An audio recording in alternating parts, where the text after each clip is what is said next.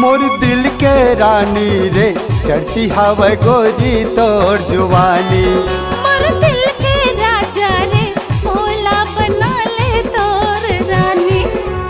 नैना के बाण चलाए हो के करे जा चानी, हो के करे जा चानी चानी चानी। मोर दिल के राजा रे मोला बना ले तोर रानी। मोर दिल के रानी रे चढ़ती हवा गोरी तोर जुवानी।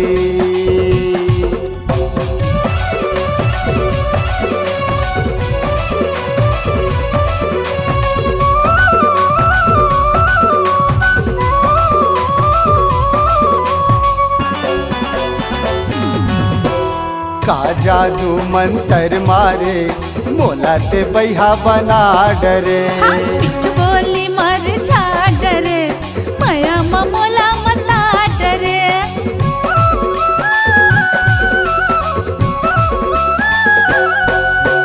का जादू मंतर मारे मोला ते बैहा बना डरे।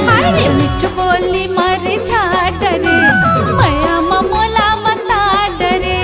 होठवे रसदार और मुँह माया के पानी, हर कलिंदर चानी, हर कलिंदर चानी चानी चानी।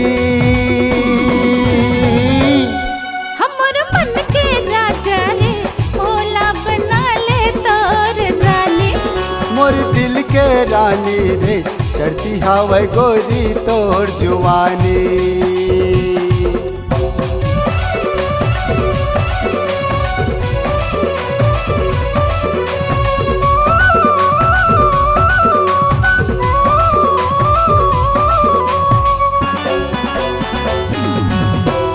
सड़क पर एक सुंदर चेहरा राखे रे सवार के।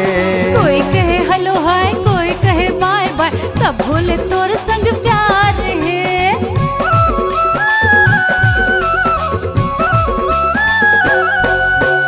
सड़क पर एक सुंदर चेहरा राखे रे सवार के। कोई कहे हेलो हाय कोई कहे बाय बाय तब भूले तोर संग प्यार है। नैना के बाण चलाए हो के करे जा चानी, हर मोर दिल जानी, हर मोर दिल जानी जानी जानी।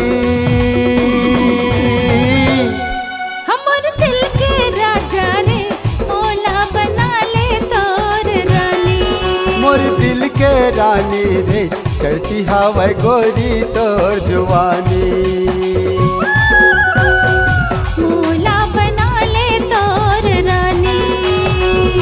चढ़ती हवा गोरी तोर जुवानी। मोला बना ले तोर रानी। मल्टी ट्रैक डिजिटल रिकॉर्डिंग के लिए स्वर पाटन स्टूडियो, कुर्मी भवन के पास, खर्रा पाटन, दुर्ग, छत्तीसगढ़।